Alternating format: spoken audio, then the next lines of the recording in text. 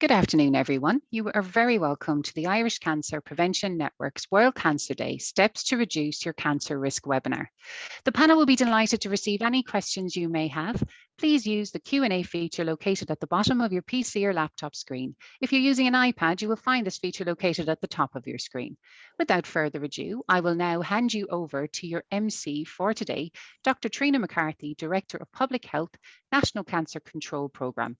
Thank you.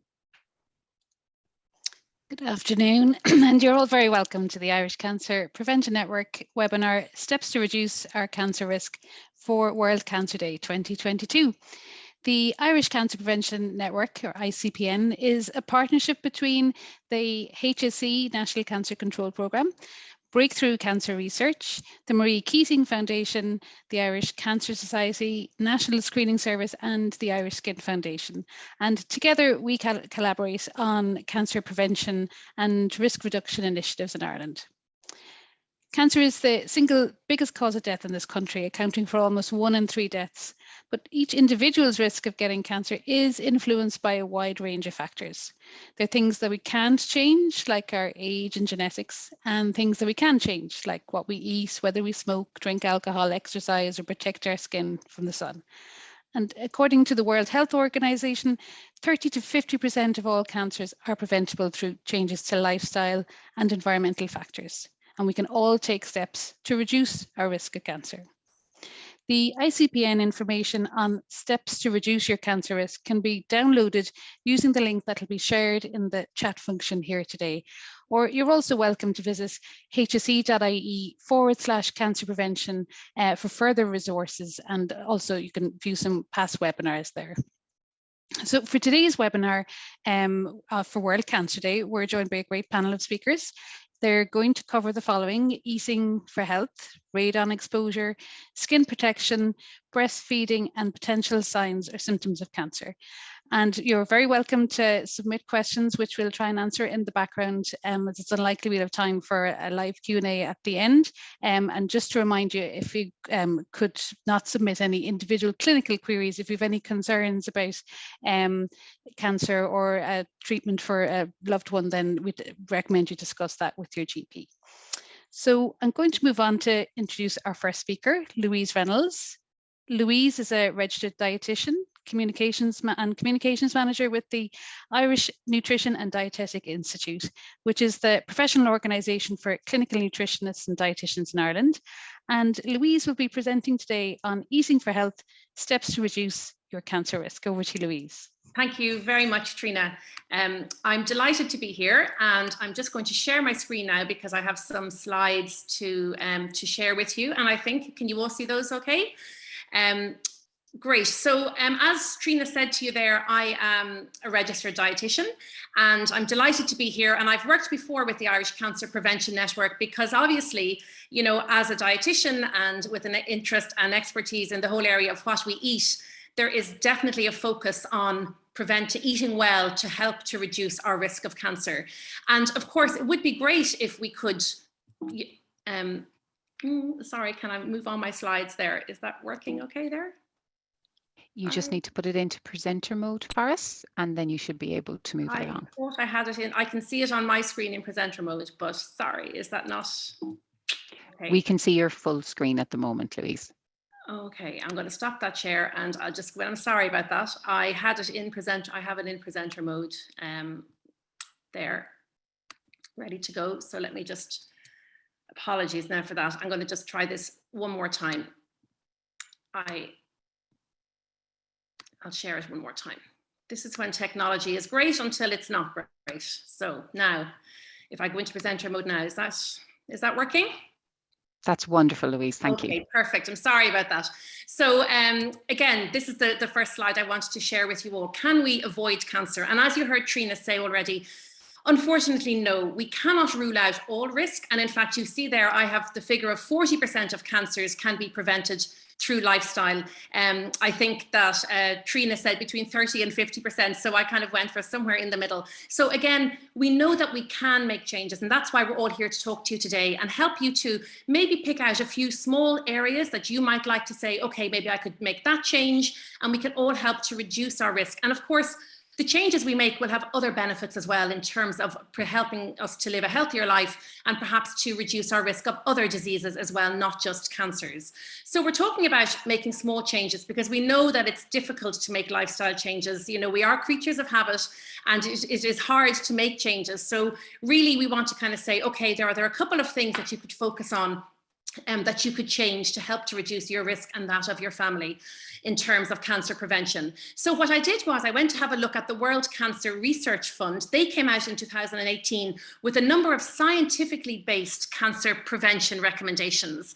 And really, this is, you know, again, we are very, very keen that you always go to trusted sources of information.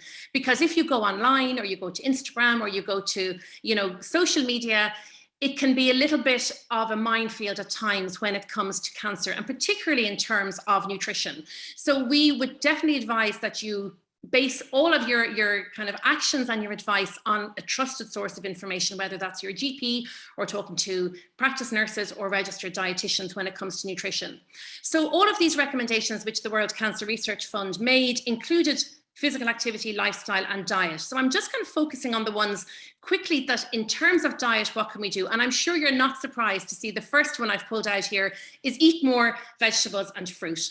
You know, I think anybody who's heard me speak before will know that, you know, if I was funded by the vegetable and fruit growers, you know, I would be making a lot of money, because certainly it's a really, really important piece of advice. And even if you after today say, okay, I'm going to have an extra piece of fruit with my breakfast and I'm going to have an extra portion of vegetables with my dinner, any small increase in fruit and vegetable intake is going to give you benefits in terms of health and also in terms of reducing your risk of cancer.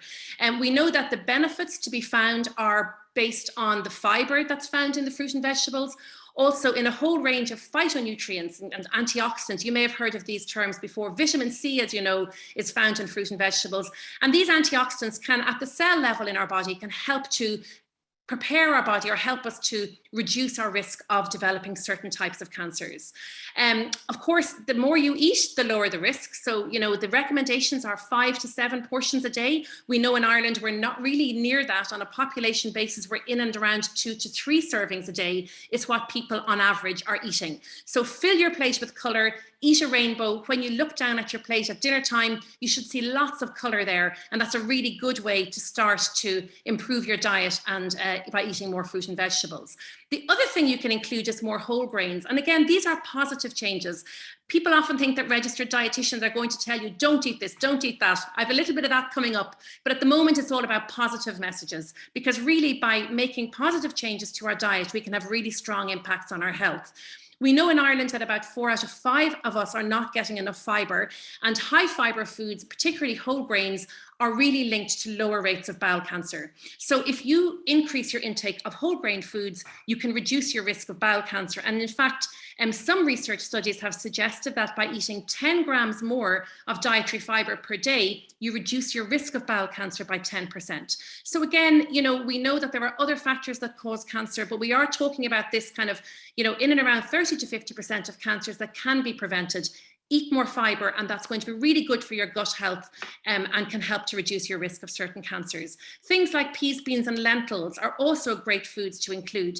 And again, this would be something that if you have any vegetarians or vegans who are watching here today, you probably have lots of those in your cupboard, and that's something we could all try and do. Increase our intake of legumes as well. They're high in protein and really high in fibre. So again, at meal times, have a look and see how you can make those small changes. If you're a porridge eater, fantastic, keep it going. Maybe top it with some fruit, and then you're getting more fruit and whole grains in the one meal. The next dietary recommendation that the World Cancer Research Fund dealt with was the area of meat. And there's been lots of interest and some misinformation around this. And in fact, it's important to note that they didn't say cut out red meat. What they did say was limit the red meat intake, and they suggest about 3 times per week. It's a great source of protein, iron, zinc, and vitamin B12.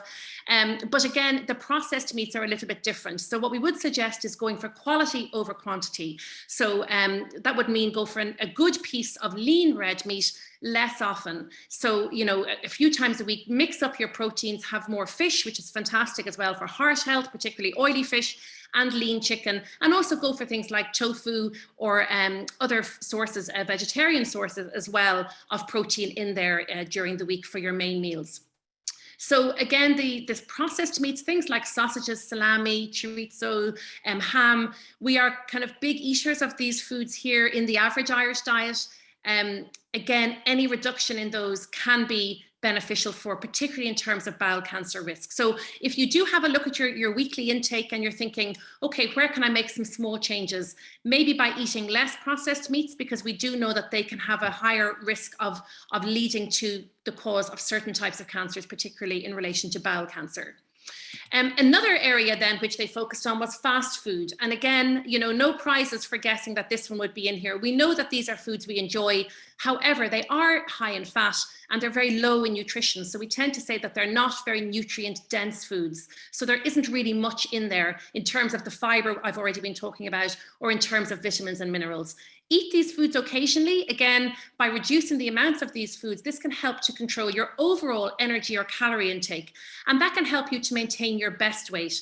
And we also know that being overweight can also increase your risk of developing certain types of cancers. So we're suggesting that you have, you know, a look at weight and fruit and vegetable intake, fiber, processed meats. All of these things can make small changes and can make great differences in terms of your cancer risk. So keeping an eye on these foods, enjoy them occasionally with family and friends. Again, fizzy drinks would also be in here. The sugary drinks are something that we also need to keep an eye on. Then, of course, alcohol, not strictly a food, but certainly something that we need to keep an eye on. And the alcohol has been classed as a group 1 carcinogen. So we know that alcohol does cause certain types of cancers, particularly those in relation to the digestive tract. So for cancer prevention, it's better not to drink alcohol at all. However, small amounts of alcohol we know that people can enjoy socially. And I suppose in Ireland, we do know that alcohol can play a large role in the kind of our social life and enjoying with family and friends. But it's important to be aware that the more you drink, the higher your risk of cancer. So there are 900 alcohol-related cancers diagnosed in Ireland every year.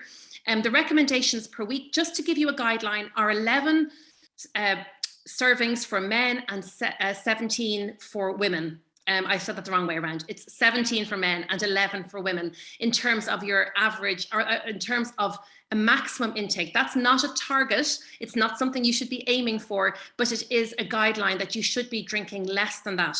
And that is to reduce your risk of developing problems, I suppose, health problems from alcohol, because of course cancer is not the only problem that we can put ourselves at risk of if we are drinking too much alcohol. So it's certainly something to keep an eye on. And of course, that's also going to help maintain weight if you reduce your alcohol intake, if it's something that you want to have a look at. Then, of course, in terms of other myths and misconceptions, we could really, you know, talk a long time about this, and we do you know, advise you to have a little bit of a read around this later on if you are interested, because there are lots of myths around there in terms of nutrition. Sugar feeds cancer is something that comes up a lot, and the scientific evidence is really not there. It's an oversimplification to say that sugar feeds cancer. So in fact, sugar in the diet, we do say in terms of added sugars, we should be getting less than 7 teaspoons a day.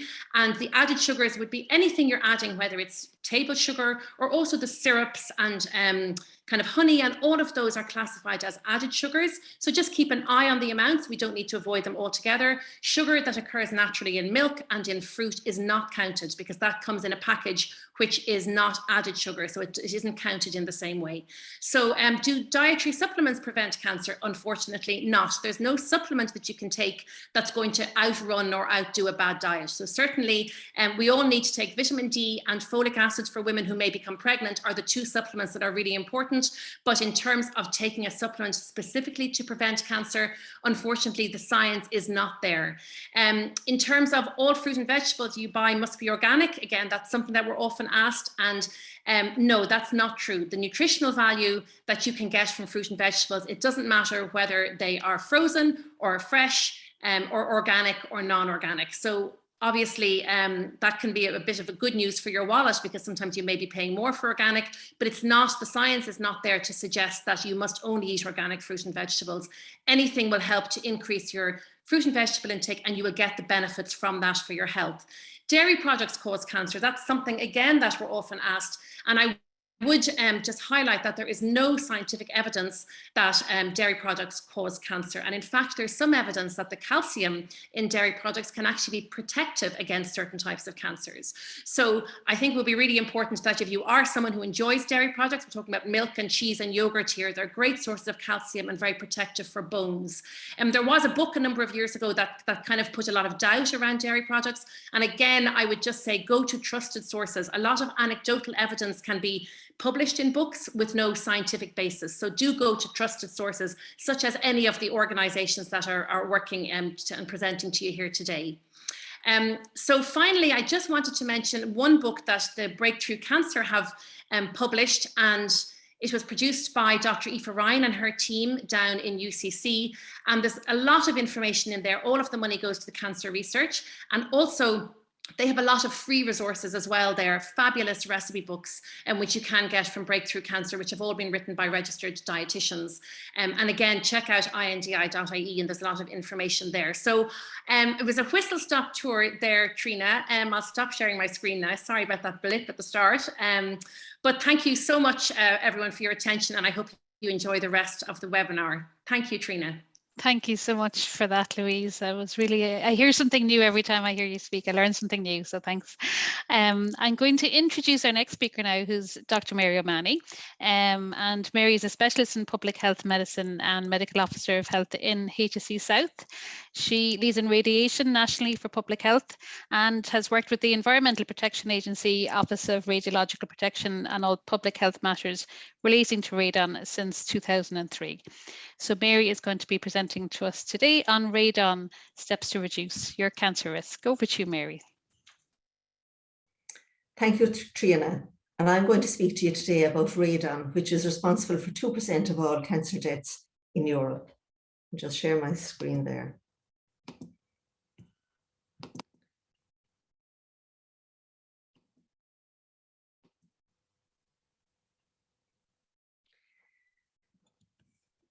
I've been working in radon now for quite some time, and the aim is to reduce, to the extent that it is practicable, cases of radon-induced lung cancer. And they're estimated to be between 300 and 350, or about 13% of all lung cancer cases in Ireland each year are caused by exposure to radon.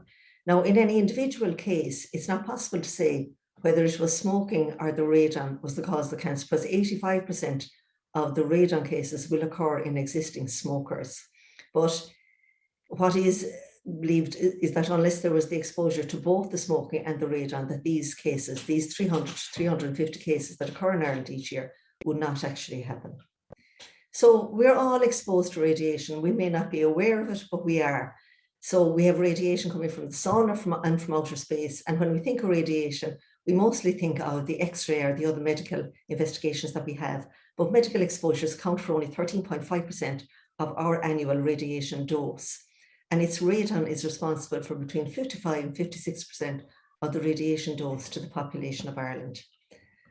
And radon comes from the underlying rock. So it depends on the geology that you have in an area, you know, whether you will have a lower or a higher level of radon. Now, once radon gets to the outside, it disperses and dilutes to very low levels. So while we're out and about, radon is not a problem, but radon can accumulate in our homes, and radon is also potentiated by smoking. Harm from radon is potentiated by smoking. So radon itself is a gas. It's natural, it's colorless, odorless, tasteless, and it's invisible. And the reason why we're concerned about it is because it's carcinogenic. And by that, it means that it can cause cancer. And we're exposed to it simply by breathing it into our lungs. Being a radioactive substance, it decays into another substance. And during that disintegration or decay, it releases energy. And it's the energy is the cause of the problem. So the energy from radioactive particles, they can damage the DNA, increasing the risk of lung cancer. And it gets into our homes very simply through cracks in the foundation, cracks between walls, are gaps where they would say around service pipes where we bring water in or take wastewater out of the house. But I suppose the good news is if we put a sealed radon membrane in place over our foundation at building stage, it could prevent radon ingress into the house itself. Radon is also pulled in from the outside into the house, as within the house, you have the air warms and warm air rises and you get kind of a lower pressure gradient within the house to the outside, and that tends to pull outside air in. So Ireland was one of the first countries to put prevention of radon into our building regulations, so into our legislation. And basically since 1997 in areas that are defined as high radon areas, all new builds have to have a sealed radon membrane to prevent radon getting into the house. Now, Ireland itself really is a high radon country in that we have the 8th highest annual radon concentration of all the OECD countries, 187 different countries. And because we have a kind of a relatively high background radiation, when you do a cost-effective analysis, it would actually be cost-effective to put a radon barrier into every new build in the house. And we'll look at that in a little bit of detail. So here is Ireland divided into grid squares, and this is the radon map, which is produced by the Office of Radiological Protection in the Environmental Protection Agency. And the Environmental Protection Agency, they undertook a survey of radon in Ireland in 2002 and a further survey in 2015. And they divided the country for the first survey into 10 by 10 kilometre grid squares. And they sampled a random sample of about 10 houses in each grid square, did a radon test in each of the houses. And on the result of the tests, they could arrive at a probability of finding a house in excess of the threshold level where you'd be recommending that somebody would do something about the level of radon in their house in every part of Ireland. So at the side there, you have a legend, and it says the estimated percentage of dwellings above 200 becquerels per cubic metre. And 200 becquerels per cubic metre is a level of indoor radon above which you are recommended that you should take steps to reduce your radon concentration within the house. Now, 200 becquerels per cubic metre is used in Ireland, and it's quite common that it's used internationally. So in these grid squares, if you look at them, so the pale ones, you would expect that you'd have less than 1% of houses in need of remediation, i.e. with a radon level above 200 becquerels per cubic metre. In the light yellow, you'd have 1 to 5%. In the dark yellow, you'd have 5 to 10%. In the light brown, you'd have 10 to 20%. And in the dark brown, that more than 20% or more than a fifth of all houses in that region, if you were to test them for radon, that you would find a level of radon above 200 becquerels per cubic metre. But these are a probability or a risk, and they don't really translate into the actual level you find in an individual house. And if you want to know what your radon level is in your house, there's no other way to go about but to undertake a radon test. And the importance of this is illustrated in my next slide. So the red dot in the middle here shows the approximate location of a house outside near Castleisland in County Kerry. And in that house, the wife and the husband, they both developed lung cancer. One of them was a smoker, the other was not. Now, it's rare for both husband and wife to develop lung cancer, and it's rare to develop lung cancer in a non-smoker. So when the second case occurred, they were recommended to test their house for radon. And when they tested the house for radon, they found a level of radon in the house of 49,000 becquerels per cubic metre. You might recall I said the threshold above which we say you'd remediate would be 200. So this was 49,000, and it was one of the highest levels of radon recorded anywhere internationally. But if you see the house here, when you look where it is, there were, two of those squares, the light yellow and the dark yellow, would not be defined as a high radon area in Ireland. Whereas this area where you'd expect 10 to 20% to be over 200 becquerels would be defined as a high radon area. So, this house would not necessarily have had any protection against radon because it may not have been assessed as being at high risk. And this slide shows how smoking potentiates the risk from radon and increases the risk greatly of developing lung cancer. So rather than going through the whole slide, if we just look here at the 400, which is double the concentration in the house above which we'd be recommending you remediate your home. Well, if you lived in that home at that radon concentration for your life, for your whole life up to 75 years of age, and you're a lifelong non-smoker, then your risk of developing lung cancer due to the radon would be 0.7%, or about 1 in 150. Whereas if you were a smoker living in that same house, your risk would be much greater, about 16%, or about 1 in 6. And if you're a smoker exposed to radon, your risk from the radon increases by a factor of 25. You're 25 times more likely to be harmed from the radon and develop lung cancer. So radon multiplies the adverse effect of smoking. So it's very important, if you're living in a high radon area, really that you not smoke. So a non-smoker with little radon exposure is at least risk. A non-smoker with some radon exposure is at some risk. A smoker with little radon exposure is at increased risk, because of course smoking is the greatest cause of lung cancer. And a smoker with radon exposure then is at greatest risk. So quitting smoking will reduce lung cancer risk from radon more than does reduction of the radon exposure itself. So current radon control in Ireland, as I already mentioned, we have the building regulations since 1997, which require that all new homes are fitted with a standby radon sump. Now, a standby radon sump does not actually prevent radon per se. It's just there in case you find a high radon level and you want to remediate it. It makes the remediation easier. So the standby radon sump is literally a cavity that is created and maintained under the foundation of the house, with a pipe that comes out as far as the wall of the house, and that pipe is capped. So in the event that you want to test your house, and it's been built since 1997 in a low radon area, and you find that you actually have a high radon concentration in the house and you need to remediate, if you can find that capped pipe, it's a very simple matter of just attaching a pipe onto it that goes up as far as roof level. And in general, you would attach an electric fan to the house to pull out the air from under the house, and that in turn will cause the radon within the house to come out and will prevent radon going back into the house. And then in homes located in a high radon area, there's a radon barrier has to be installed for primary prevention, and the radon barrier does actually prevent radon getting into the house. So in a high radon area, the radon barrier was installed as well as the standby radon sump. Now, for many years now, for over 20 years, the Office of Radiological Protection has been trying to increase awareness of radon, trying to encourage people to test their houses so we could identify houses that have a high radon area in need of remediation. So they have identified, and they focused on the high radon areas. They would visit a number of them each year and carry out different awareness campaigns in the region. But in fact, what they have found is that people are very slow to act. That even in instances where they put a leaflet drop into every single house and even invited people to test, only 1 to 2% of people took up an offer to test. And then what was even more, I suppose, worrying is that when people found a high radon level in their house, only 20%, or 1 in 5, actually went on to remediate, do anything about it.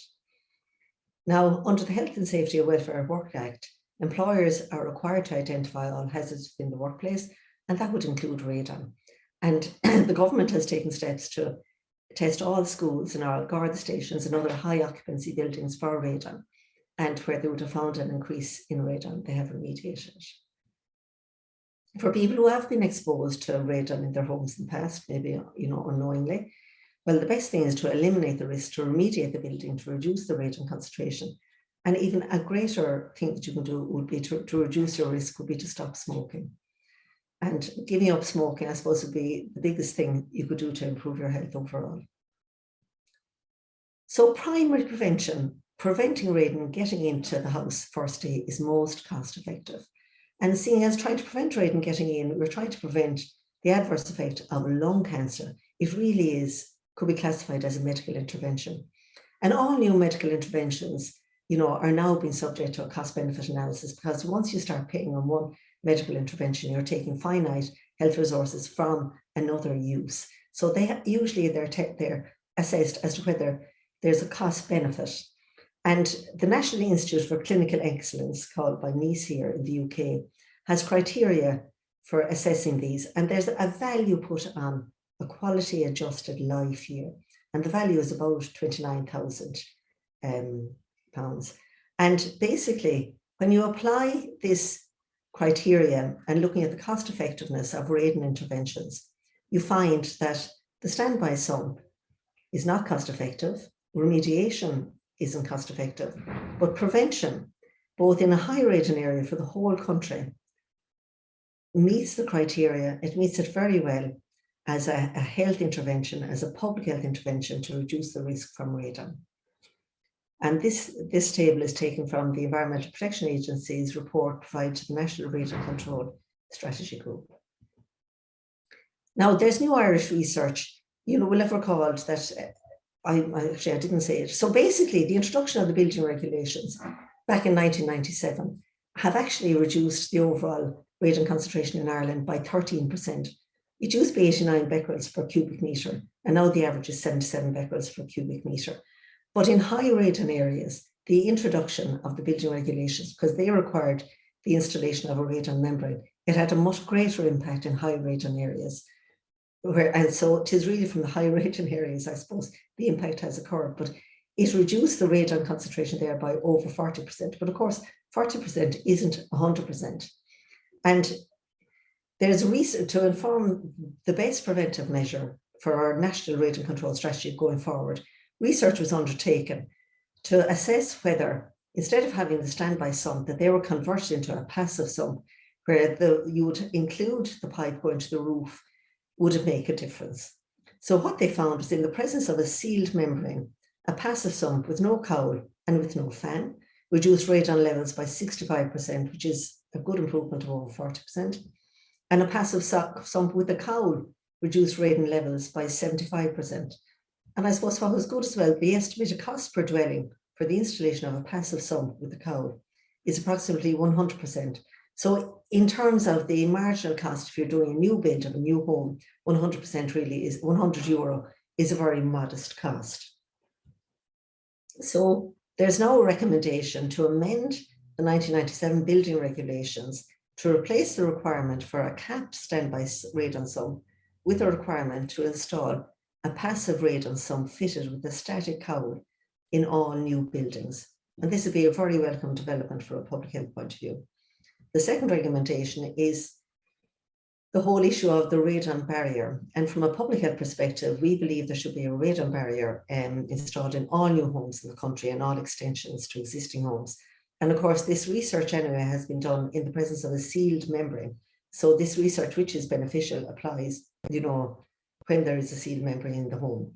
But they're going to do a cost-benefit analysis of a requirement to seal the damp-proof course and the damp-proof membrane in dwellings in non-high radon areas, as that could act as an effective radon barrier. So we hope that that'll work out well also. So what do we need to know to understand to reduce lung cancer caused by radon?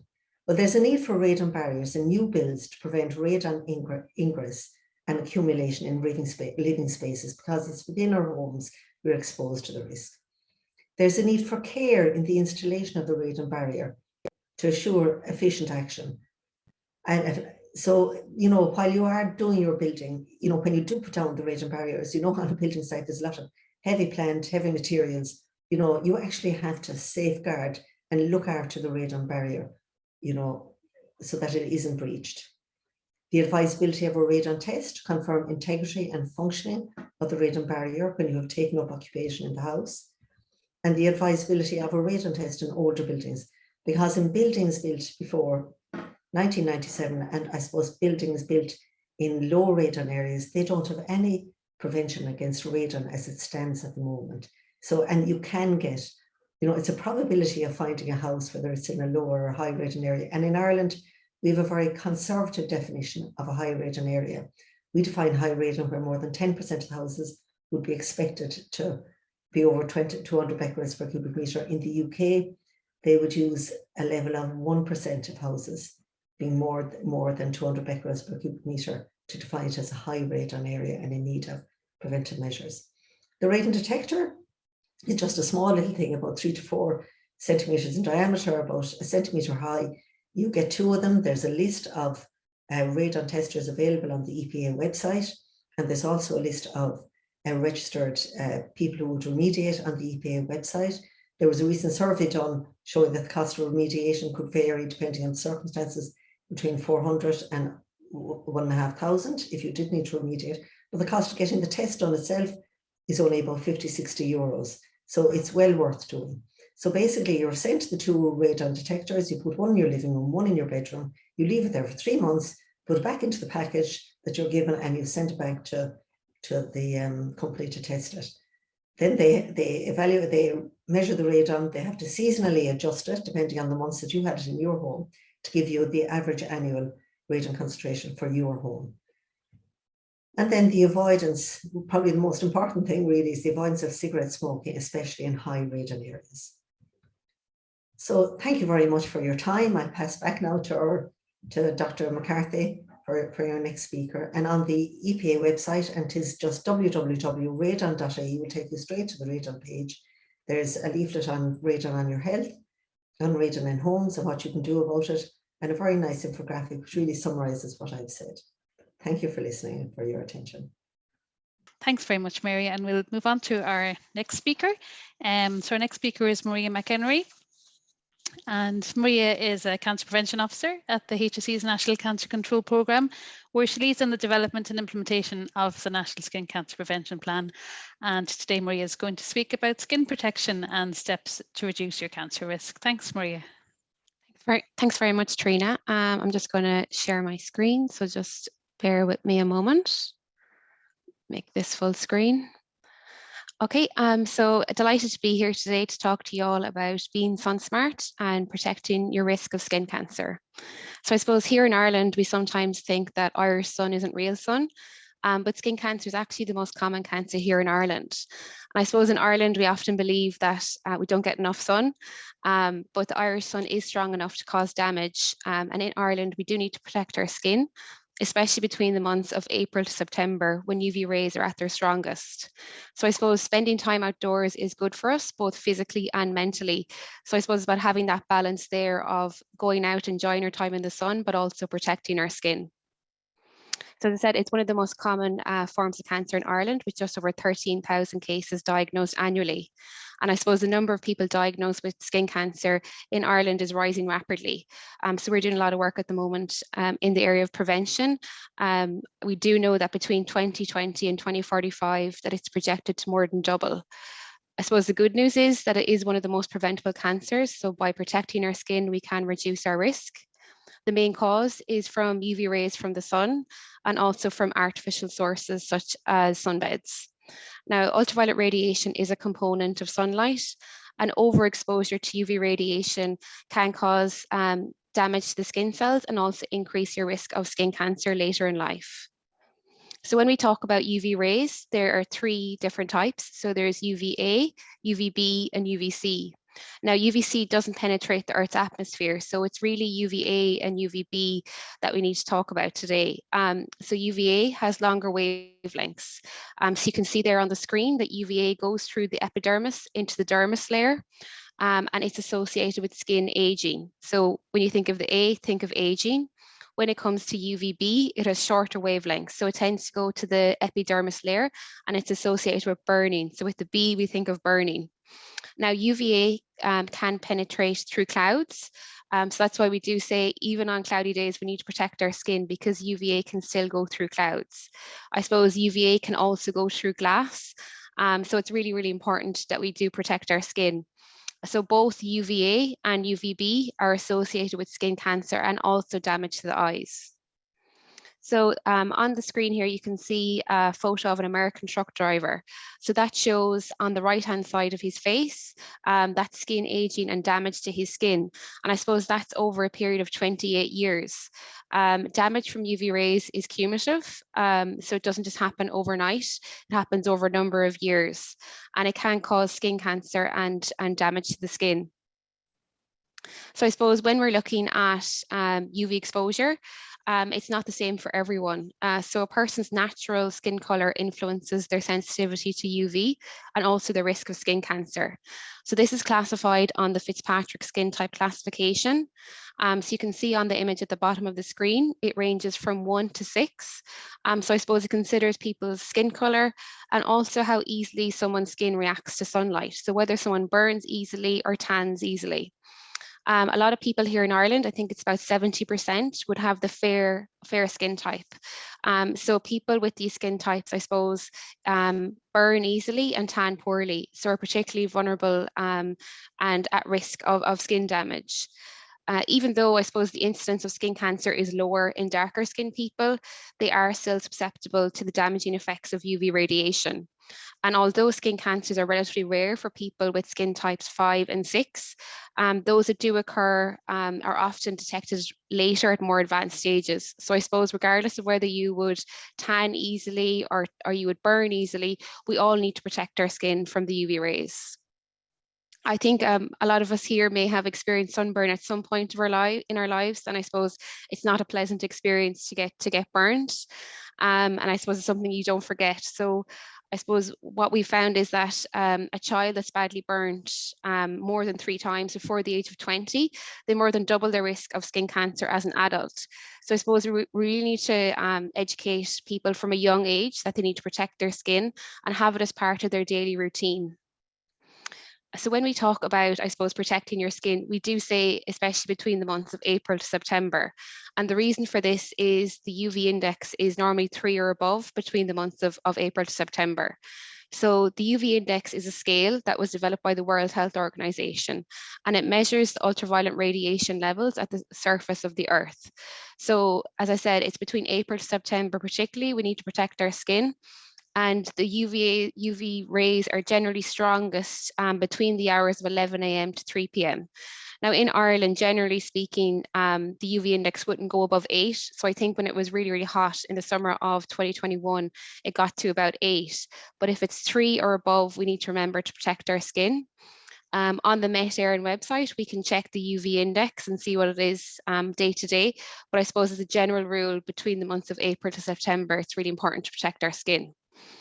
So I suppose when we say to protect our skin, there's a number of things we can do. We have the SunSmart 5S's. So it's, I suppose, trying to give people an easy way to remember ways they can protect their skin. So the first one is to slip on clothing that covers your skin. So that could be long sleeves or a collared t-shirt. The second one is to slap on sunscreen. So that would be factor 30 plus for adults and factor 50 plus for children. So we would encourage people to apply a broad spectrum sunscreen. So that would include both UVA and UVB protection, which is water resistant. And I suppose it's really important to reapply regularly throughout the day. So you don't just apply it once, you need to keep applying it every 2 to 3 hours. And I suppose if you are sweating or if you've been swimming and you come out and towel dry, you obviously need to reapply more regularly then. The third one is to slap on a wide-brimmed hat. So we do know that by wearing a wide-brimmed hat, you're more likely to cover your ears and the back of your neck. I suppose those are areas where people are likely to get more sunburned. So if you wear a wide-brimmed hat, you're protecting your skin. The fourth one is to seek shade. So that would be especially if outdoors between 11 a.m. to 3 p.m. So that could be sitting under a tree or getting shade from, I suppose, shadow cast from buildings, umbrellas, marquees, so anywhere we can get some shade, especially between the hours of 11 a.m. to 3 p.m. And then the fifth one is to slide on sunglasses. So I suppose we also need to protect our eyes from UV rays as well, which is really, really important. One other thing to remember is that no sunscreen can provide 100% protection. So it's really important to use alongside other protective measures such as clothing and shade. So we have our annual SunSmart campaign, which we run between the months of April to September. So it's all about promoting ways people can prevent skin cancer. So raising awareness of steps people can take to protect their skin. And I suppose, again, having as part of your daily routine. So people get up in the morning, they brush their teeth, I suppose, then getting in the habit of putting on your sunscreen, having your hat, having your sunglasses there ready to go when you go out and about. I think a lot of people often don't plan for things. So you might plan to go out for an hour, but you end up being out for maybe 3 or 4 hours. And that's often when people are likely to get burned when they're not prepared. So as part of our SunSmart campaign, we have a wide range of resources, imagery, videos available on our webpage, hse.ie/sunsmart. I've also put up our social media handles on the screen, and you can follow, I suppose, all the activity we're planning as part of the campaign from April to September. I suppose the take-home message here is to be prepared and to be sun smart. So if maybe you're likely to put on sunscreen, if that's something that you do already, maybe look at other ways that you can protect your skin between the months of April to September. Thanks very much. Thanks for that, Maria. And we're going to introduce our next speaker now, and we'll move on to Laura McHugh. And Laura works as the National Breastfeeding Coordinator in the HSE, where she was working to improve breastfeeding supports and information for parents and education for health service staff. So Laura is presenting today on thinking about breastfeeding, steps to reduce your cancer risk. So over to you, Laura.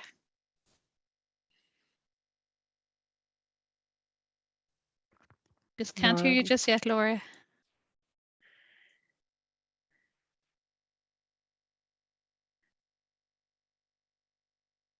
Laura, unfortunately, we cannot hear you. Would you like to unplug your headset? Yep. Oh, we can hear you now. That's wonderful, Laura. Hello, everyone. Good afternoon. I'm just trying to slide up my slides here.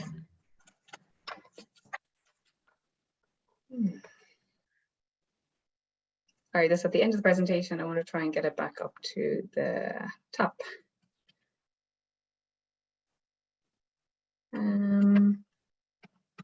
Doesn't seem to be working for me. Let's stop sharing again. Sorry.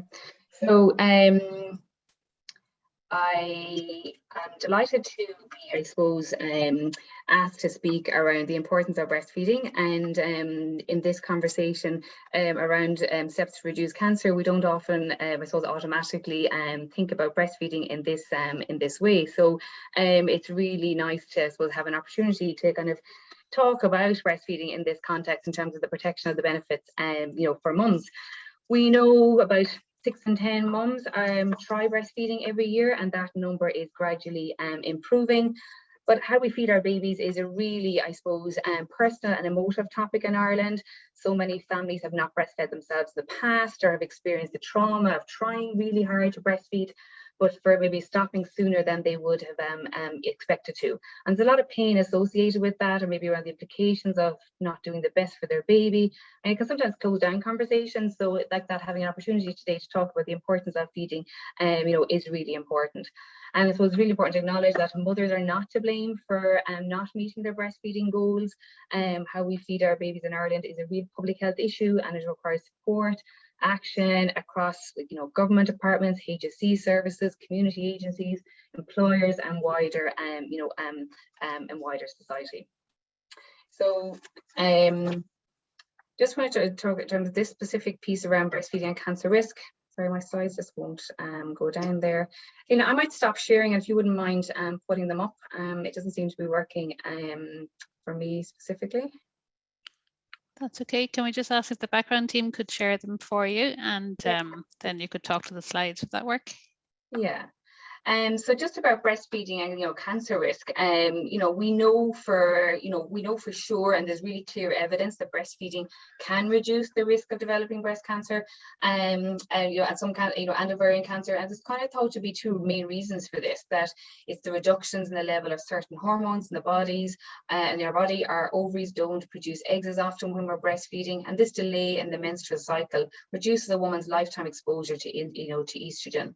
And also a second reason, the kind of constant changes or the exfoliation of breast tissue while you're breastfeeding also can reduce the cancer risk to getting rid of you know, potentially damaged cells. Also, mothers who are breastfeeding or expressing their breast milk may find that they're more aware of their breast health than they are at any other time in their life, due to the rapidly, I suppose, you know, changes that occur in the breast while they're breastfeeding. Although a woman can develop breast cancer at any time point, including while breastfeeding, there's no increase in risk, you know, during this time. I suppose we know, I suppose, in terms of the, you know, the research tells us that for every 5 months you breastfeed, there's a 2% decreased, you know, risk of developing breast cancer, you know, throughout your life. Sorry, just going to go on to the next slides there. And the next one, please. So I really want to just talk about, the magic ingredients, the properties in our breast milk that we're constantly learning more about every year about its value and its importance. Breast milk is made by each mother for her own baby. It contains 3 times more ingredients than formula, and if you have a preterm baby, it's really even more important. It's your baby's first medicine, containing more calories and proteins than your breast milk would have if you had a term baby. And really, I suppose, a crucial part of breast milk that it adapts and changes as your baby grows, and even on a daily basis. The breast milk you make in the morning is different than the breast milk you make, at night. And we all, I suppose, one of the common things we know about breast milk is that it helps fight infections, and it's really got an amount of immunoglobulins, probiotics, and other proteins with anti-inflammatory properties that really help your baby when they're unwell. And the first milk our body produces is colostrum, and this is sometimes called liquid gold because of its importance and its color. It's lots of antioxidants and antibodies which can help keep your baby healthy. It also lines the stomach with good bacteria. It also contains compounds that feed good bacteria and help kill harmful bacteria and viruses. Colostrum's main benefit is to prevent infection. Next slide, please. So the evidence is stronger more than ever around the importance of babies' lifelong health and indeed the mother's health. We know, particularly for babies, it's associated with healthy growth and development. Research tells us it protects babies from being overweight, or obesity, or diabetes later in life, and even studies show us that it can boost intelligence. And we know children who are breastfed typically have less chest and ear infections. But there are many benefits for mothers too. It helps mothers' uterus to shrink in size and to return to its pre-pregnancy shape. We've spoken about the protection against some cancers. It also helps with bonding, with your baby and developing a close relationship with your baby. And due to hormonal changes, it helps delay a new pregnancy. Also, I suppose breast milk, it's ready when you need it. It's ready available. It's at the right temperature. There's no need for sterilization. So the kind of convenience and also the cost associated, is less than formula. That's really important. So the next part of this, I suppose, I really wanted to kind of talk about that. If you are thinking about, feeding, and if you are pregnant, there are some, tips out there, and there is, kind of some advice around kind of, what to do if you are pregnant and you're thinking about feeding.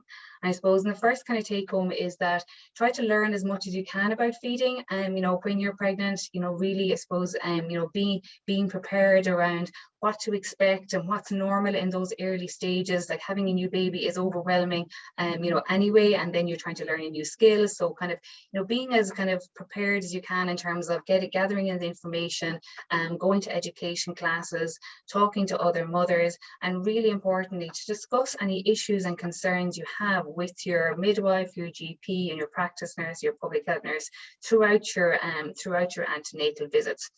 Another key important thing is that, like most hospitals, have breastfeeding preparation classes. These are really, really practical, classes to attend.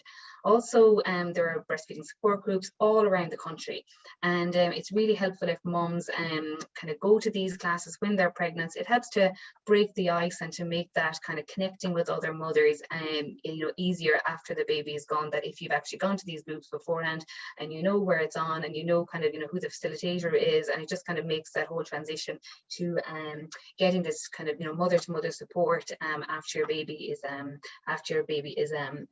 born.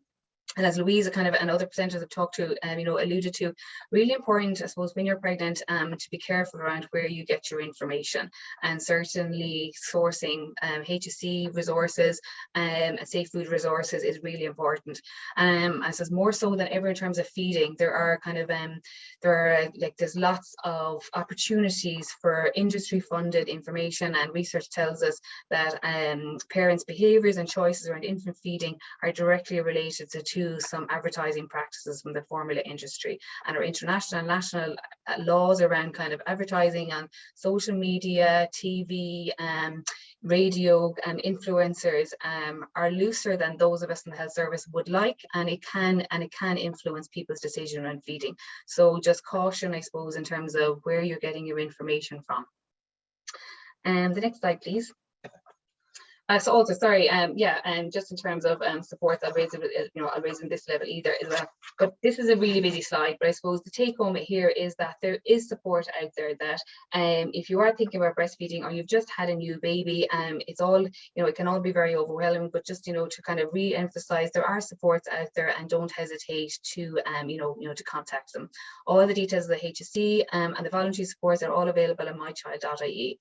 Your midwife, your midwife and your lactation consultant, in the hospital are key contact people. So in the first few days, in terms of helping you to get your breastfeeding off to a good start, your midwife is your first person that's really going to support you in those early days. All hospitals have a lactation consultant, or most of them, that you're able to see them if you have any issues with feeding, or they will see you, maybe afterwards as a follow-up, or they maybe run feeding clinics for you to be able to get help and support if you're having a specific challenge around feeding. We have fantastic volunteers who are really committed, educated and passionate around infant feeding in the country, and they are run by Lelesh League, Friends of Breastfeeding and Quidju, and these have been the backbone of supporting mothers, particularly throughout COVID when a lot of face-to-face supports were cancelled. That this support has moved virtual, online groups, WhatsApp groups, one-to-one phone calls, and visits where where possible. Also really important, I suppose, the HSE employs a number of international board certified lactation consultants, but also there's a private services available, and you can find a lactation consultant in your area by visiting the Alki Ireland website. Our GPs and our pharmacists are also very key, support people in terms of providing expert advice, around kind of challenges around feeding, particularly around medications as well. And so the next slide, I just kind of wanted to highlight some of the visuals around some of the information that we would promote in the HSE, the parents, I suppose, kind of read and kind of really, take on board in terms of making their decisions around, decisions around feeding their baby. So every mum who's going through the antenatal services all around the country, in every hospital, you will be given a copy of the free My Pregnancy book, and this provides all the tips and advice about, what to expect during pregnancy and in the early weeks and birth, and preparing for feeding, and all of your options with feeding are discussed in the My Pregnancy book. My Child 0 to 2 and My Child 2 to 5 are resources that are provided by our public health nursing services, and that, I suppose, gives again all the expert information on what to do for caring for your baby in those early days. And there's a lot of feeding information, particularly in the 0 to 2 books. Also kind of important to kind of recognize in terms of our healthy eating guidelines for 1 to 4 that, as we know, breastfeeding is recommended for as long as mothers wish, exclusively up to 6 months, and then up to 2 years and beyond. And really important to kind of acknowledge that breast milk is a core key food group in these 1 to 4 guidelines. And then the next slide, then again, more resources. We've a couple of specific breastfeeding publications, Breastfeeding Good Start in Life. And then if you have a preterm or a sick baby, there's kind of extra advice and support that these new parents need. And there's quite detailed information there to support you to feed your baby when you're separated from your baby. And really important safety information from our colleagues in Safe Food around the safe preparation of formula, or the storage of breast milk. And finally, just wanted to highlight one of our free HSE services that's available 7 days a week. You can talk to lactation consultants on our live chat or email service that's available every day on mychild.ie. So finally, whistle stop tour, but I suppose just to really emphasize again that the importance of feeding, and there are supports out there, and breastfeeding is the ideal start for you and your baby, and the goodness lasts a lifetime, not only for babies but for mothers too. And really important to kind of acknowledge that on the importance of breastfeeding for mothers on World Cancer Day. So thank you. Thank you for that, Laura. And as you said, it's just it's important to be covering one of the kind of lesser known ways of reducing your risk, I think, and when it's breast cancer, such a such a common cancer as well. So thank you for sharing that with us today. So we've heard from a number of speakers on how to reduce your risk, but my colleague, Dr. Una Kennedy, is going to speak next on a related area. So Una is a practicing GP in Dublin and GP advisor to the National Cancer Control Programme. And she's going to focus on acting on potential early signs or symptoms of cancer, know the signs and find cancer early. So I'll hand over to you now, Una. Thanks.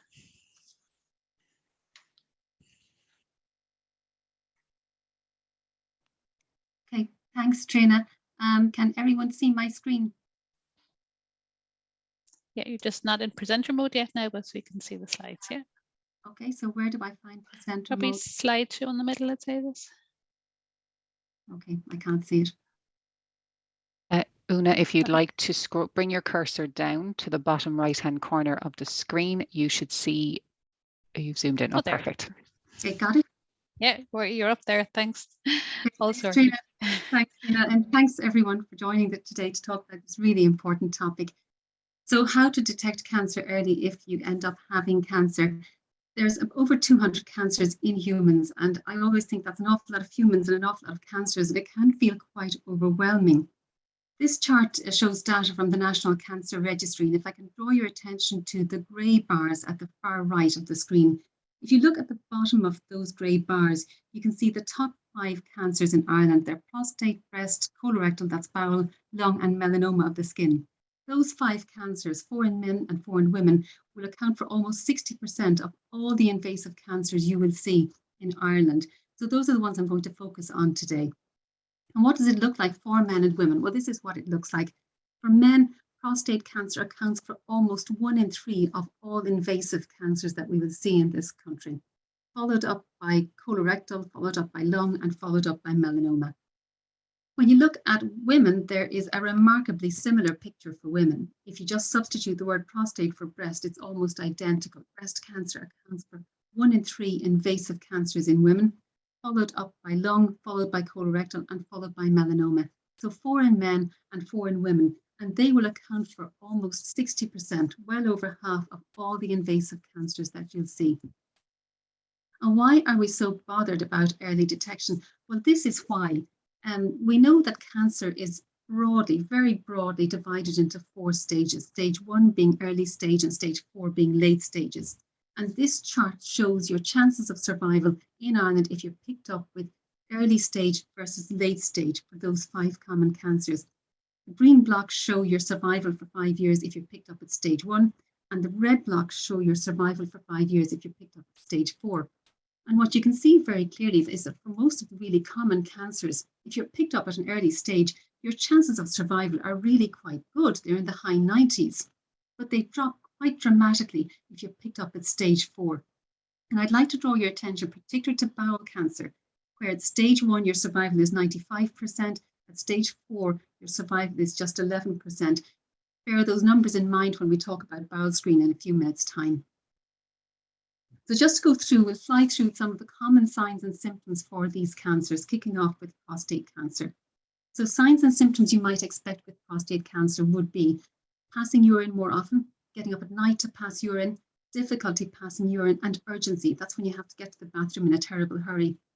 Now, these symptoms can also occur with benign overgrowth of the prostate, that benign issue of the prostate getting larger in men as they get more old. That's a perfectly normal thing. It's entirely benign, but they can also happen in prostate cancer.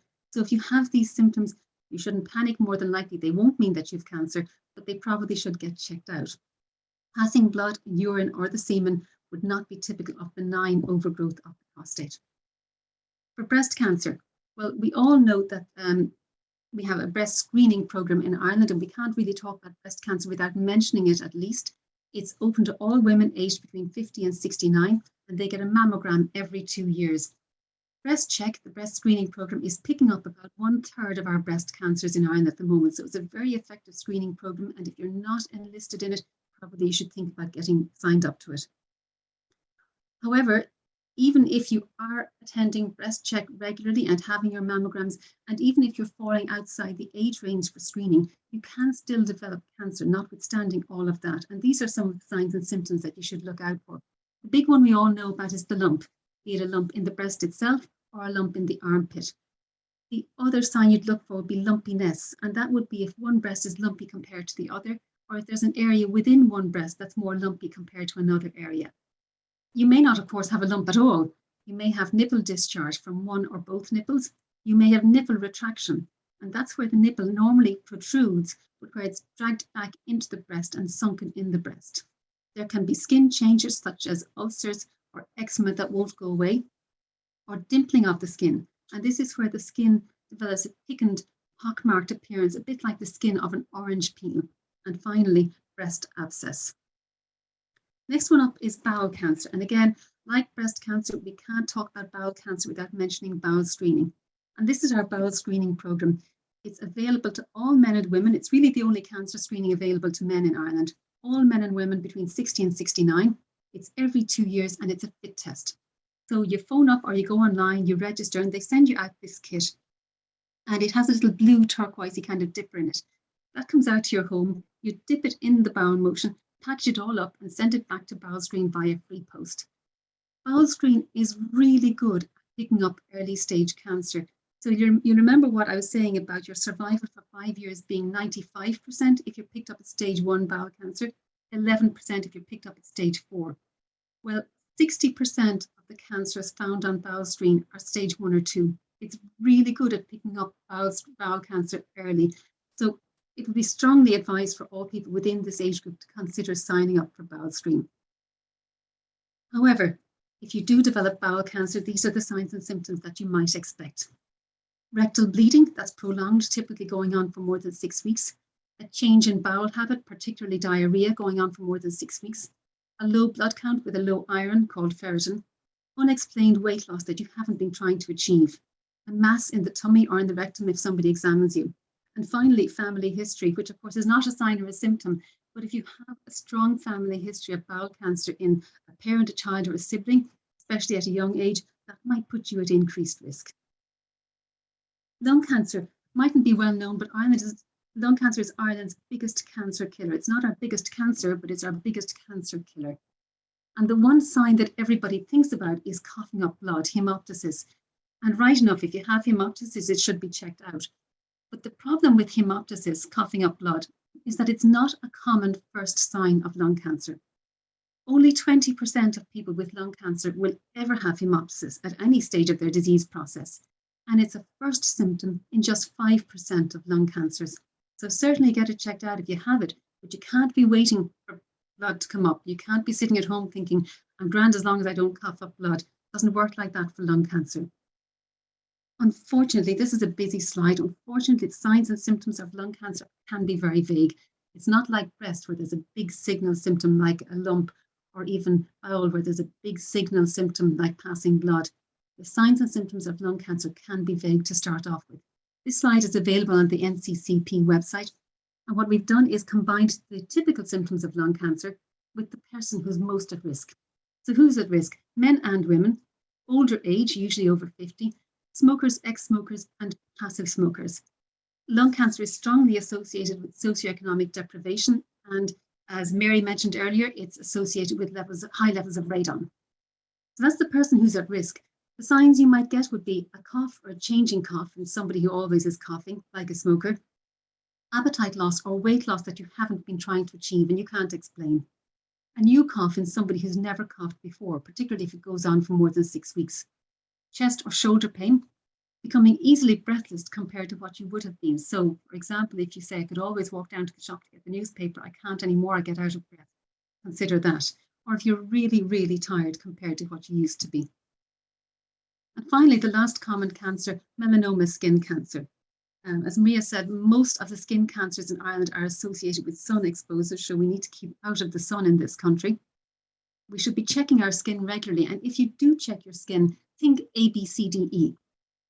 A refers to asymmetry in a mole. If you have a mole that is asymmetrical, most of our moles are nice and round. B stands for the border, which could be irregular. C stands for at least 2 different colours in the mole. They normally have a uniform colour, but there's 2 different colours. And D refers to the diameter greater than 5 millimetre. And finally, E stands for an evolving lesion. So if you have a mole that's getting bigger or uglier or darker or starting to bleed, or there are little moles popping up in the skin all around it, that's a mole that's evolving and changing, and that should get looked at. A good thing to think about is the ugly duckling lesion. You can see it at the bottom of the text there, the ugly duckling mole. So if there's one mole that just stands out and looks different to all the others, consider getting that checked. And really, we should all be in the habit of checking our skin all the time. At least with the skin, it's not like lung cancer where you may not see a tumor, or bowel where you may not see a tumor. You can see your skin.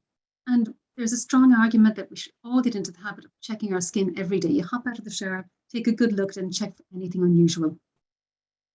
And last of all, it's worth remembering that not everybody fits the typical pattern for symptoms. So there are some vague symptoms that may mean nothing, but that probably should get checked out if you have them. The lump or a bump or a changing lump or bump anywhere. Abnormal bleeding, bleeding anywhere, the bowel, the urine, coughing up blood, vomiting up blood, or bruising. Bruising is bleeding, and any bleeding between periods or after you've gone through the menopause for women. A mole that's new or changing. Weight loss that you can't explain. If you're losing weight without trying to, that's a hard sign. You're very, very tired compared to usual. You have a cough going on for more than 3 weeks and you've never had a cough before. If you have a change in your bowel habit that is going on and not settling down after about 6 weeks. And finally, indigestion that doesn't go away. So what do you do about all of this? Well, the first thing is to know the signs, and I think Irish people pretty much do know the signs and symptoms of lung cancer, but be vigilant for them in yourself. There's no reason why you can't be checking the breasts, and there's no reason why you can't be checking your skin, for example. Remember that early detection will help. I mean, if you get a fright and if you find a lump or a bump or you pass blood, it is perfectly normal to get alarmed and to want to bury your head in the sand. But really, there's hard data to show that if cancer is picked up early, your outcomes are so much better. Contact your GP as soon as possible. Get on the phone and make contact. And remember, we now have rapid access clinics in Ireland. There are 8 of them dotted around the country for lung, breast, prostate, and there are pigmented lesion clinics in various locations around the country for suspected melanoma, where you can be seen quickly if there's a suspicion of cancer. And that's me. All that information is available on our website at hse.ie/cancer. And thank you all for listening. Thank you, Trina. Thank you, Una. And I think, as you said there, the main thing is to not be scared and to remember the kind of improving survival rates from cancer. It's a common disease, but to act on signs early, and that's the best approach to take. So, as predicted, we don't have time for a live Q&A today, but I think it was worth it to get to hear all of our experts speak to us. So I'd like to finish by thanking all of the speakers. So thank you to Louise, Laura, Mary, Una and Maria for sharing their expertise with us today, and also thank you to you all for taking the time to attend, taking time out of your lunch breaks, I'm sure, to join us. Just to reassure everyone that the webinar will be available to watch back, and that a link will be shared in the email that you get afterwards, along with the resources that have been mentioned. I'd like to thank the Irish Cancer Prevention Network members, so Breakthrough Cancer Research, the Marie Keating Foundation, Irish Cancer Society, National Screening Service, Irish Skin Foundation, and my colleagues in the National Cancer Control Programme for organising today. And if you'd like to sign up to the Irish Cancer Prevention newsletter, or if you'd like any further information on reducing your risk of cancer, I'd recommend that you go to the HSE website, so hse.ie/cancer prevention, where you'll find more resources on steps to reduce your cancer risk. So thank you again for joining us today.